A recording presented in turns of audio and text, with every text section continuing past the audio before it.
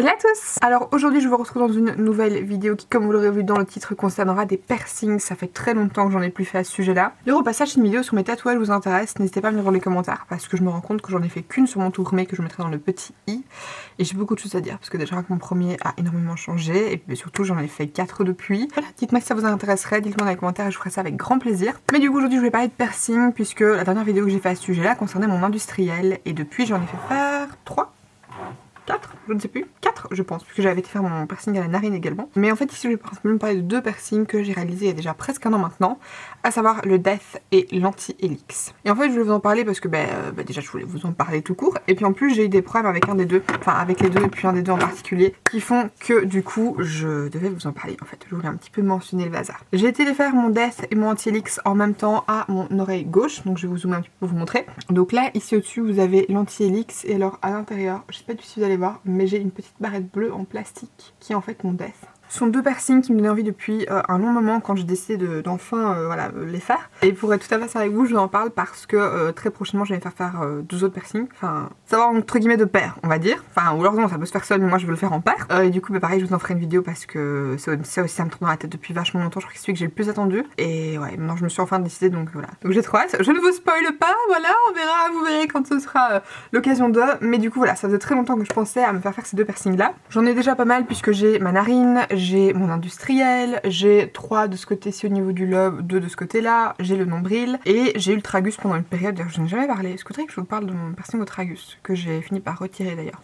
Dites-le moi dans les commentaires si ça vous intéresse. Premier point, je vais pas mentionner le salon où j'ai été me faire percer parce qu'en fait j'ai été voir une autre perceuse par la suite, j'ai dit qui je vais faire mes prochains et qui en fait m'a expliqué en fait que ce qui avait été fait n'était pas très bien fait.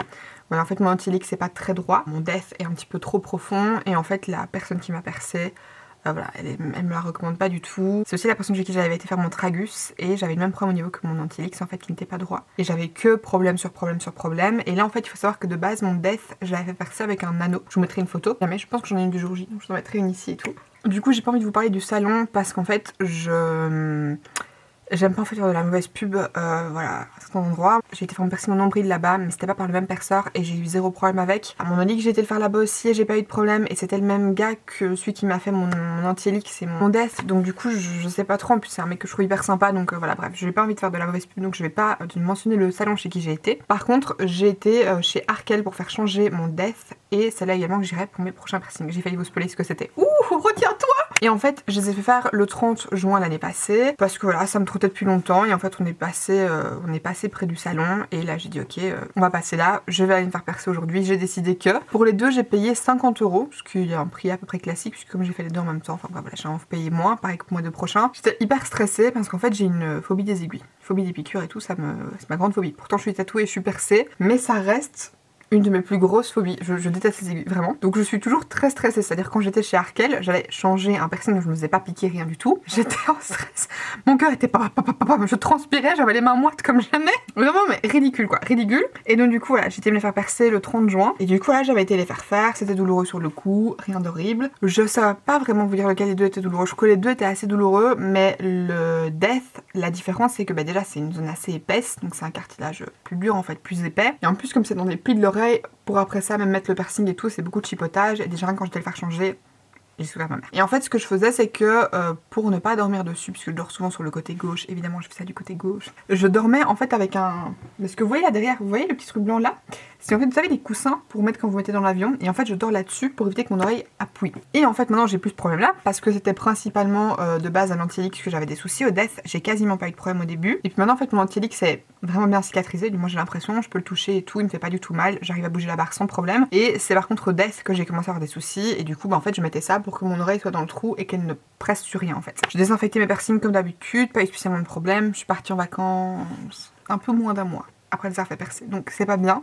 Mais maintenant, j'ai eu 0 souci. Pas de problème après, et j'avais vraiment l'impression que pour une fois je cicatrisais bien, alors que je sais que j'ai une cicatrisation merdique. Et là pour une fois je me disais alléluia, c'est bon, je cicatrise bien et tout va bien. Mais en fait j'avais au fur et à mesure, de base j'avais des petits problèmes au niveau de l'Anti-Helix, j'avais l'impression que j'avais un kéloïde et franchement c'est ma grosse frayeur puisque j'ai eu ça non-stop avec mon tragus et qu'en fait j'avais beau faire les traitements nécessaires, ça partait, ça revenait, ça partait, ça revenait, ça partait, ça revenait et j'ai fini par le retirer et j'aimerais vraiment pas retirer ces 2 là parce que je les trouve super jolis et je les aime vraiment beaucoup. Et puis en plus franchement voilà, moi quand je me fais percer percer, j'ai envie de les garder à vie, puis on percer mon nombril, ça fait maintenant 10 ans que je l'ai. Cette année ça a fait 10 ans le 13 février et je me ferais mal retirer quoi, ça fait partie de moi. Donc bref, j'ai eu quelques problèmes, je vous mettrai une photo, si vous êtes dégoûté, skippez de 5 secondes. Je vous mettrai en fait une photo de mon piercing il y a encore une semaine. En fait, j'avais un abcès au niveau du dessus du trou et au niveau du dessous, je faisais comme une infection en fait. J'avais du pus, enfin c'était vraiment dégueulasse. Franchement, je m'horripile de savoir que je vais mettre cette photo, mais voilà, c'est pour un peu vous montrer. En fait, j'ai eu ça à plusieurs reprises, c'est-à-dire qu'à plusieurs reprises, j'ai eu un petit abcès qui a saigné en plus par la suite. J'avais pas de pus, mais par contre, j'avais des croûtes très souvent, alors que ça fait, comme je vous dis, moi de chance, ça fera un an que je l'ai.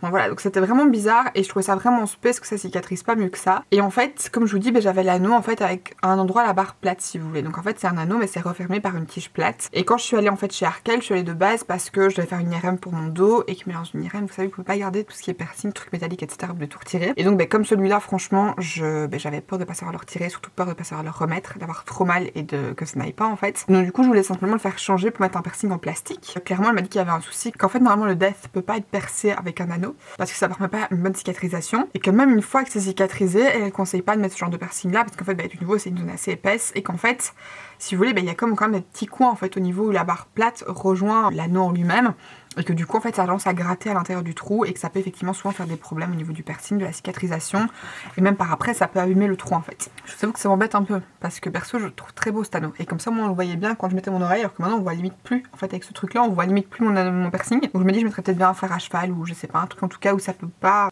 cogner on va dire et griffer l'intérieur. Et donc du coup je l'ai fait changer et j'ai maintenant mis une petite barre un petit peu incurvée, une genre de banane comme vous avez pour le nombril et maintenant ça va beaucoup mieux sincèrement. Ça fait 4 jours et franchement ça va déjà beaucoup mieux, j'ai beaucoup moins mal, la barre bouge un petit peu plus facilement. Je nettoie maintenant bien évidemment matin et soir du nouveau comme si je venais de le faire en fait mais franchement je suis vraiment super contente, c'est des piercings que je trouve très beaux. Question de cicatrisation, mais comme je vous dis moi j'ai toujours une cicatrisation difficile et du coup à l'antiélique j'ai eu des petits problèmes, j'avais l'impression que c'était des kéloïdes mais il faut croire que non, ça peut peut-être juste être parce que ça accroche dans les cheveux etc. Avec l'industriel je vous avais fait une vidéo au moment où je l'avais fait, je la mettrai dans le petit d'ailleurs si jamais vous l'avez pas vu et du coup en fait je peux pas vous parler de la cicatrisation, je peux un peu parler du prix, de la douleur etc.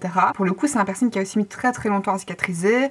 Ça fait maintenant 4 ans et demi que je l'ai et maintenant ça va, mais pendant un an et demi j'ai vraiment eu beaucoup de soucis avec, j'avais mal dès que je dormais dessus, ça regonflait, ça me refaisait mal etc. Donc c'est de manière générale des zones qui ont du mal à cicatriser, qui peuvent facilement s'enfler etc. D'ailleurs j'ai toujours le même piercing que quand je me suis fait percer, je l'avais changé mais au final c'est celui que je préfère, le tout simple en argent. Mais sinon voilà, c'est des piercings qui sont déjà assez chiants pour la cicatrisation, c'est des piercings qui sont un peu saoulants et qui cicatrisent mal de manière générale. Donc voilà, si vous avez un piercing à l'antiélix ou au death ou vous comptez vous faire percer à ce moment-là, sachez que c'est plus compliqué à faire cicatriser qu'un simple lobe où c'est simplement de la chair en fait. Donc du coup c'est des piercings qui sont douloureux et qui sont surtout difficiles pour la cicatrisation, donc pensez-y si vous avez des cheveux longs, ça peut facilement s'accrocher. Après moi je laisse toujours mes cheveux lâchés mais comme ils sont lisses, ils s'accrochent vraiment, je pense que vous voyez, je peux mettre mes cheveux en arrière et tout, ça s'accroche très peu, donc j'ai pas trop de problème à ce niveau là, mais pensez-y s'il y a des cheveux bouclés ou qui s'accrochent beaucoup au niveau des oreilles et tout, si vous avez déjà des piercings, c'est des piercings qui sont un petit peu chiants pour ça, faut faire aussi attention si vous faites des brushings ou quoi, ou si vous allez chez le coiffeur, faut bien faire attention qu'ils accrochent pas vos cheveux dans les piercings, quand vous brossez les cheveux c'est à peu près le même style. Et j'aimerais bien vraiment refaire un tragus mais à droite parce que de base je l'avais fait à gauche mais là maintenant je me dis que maintenant que j'ai mon death plus mon antiélix et tout ça fait beaucoup alors que là je mon industriel et du coup mon tragus il irait bien en fait. Donc je me dis why not, peut-être que je me ferai un jour le tragus. Et puis écoutez c'est un peu tout ce que j'ai à dire. Oui aussi j'ai pas précisé quand on fait des colorations faites bien attention aux piercings s'ils sont frais ou s'ils ont déjà tendance à avoir des petits problèmes. Moi personnellement mon death mes colos quand je les fais ça le touche jamais, ça touche souvent l'antiélix mais comme il y a plus de soucis généralement j'ai pas de problème.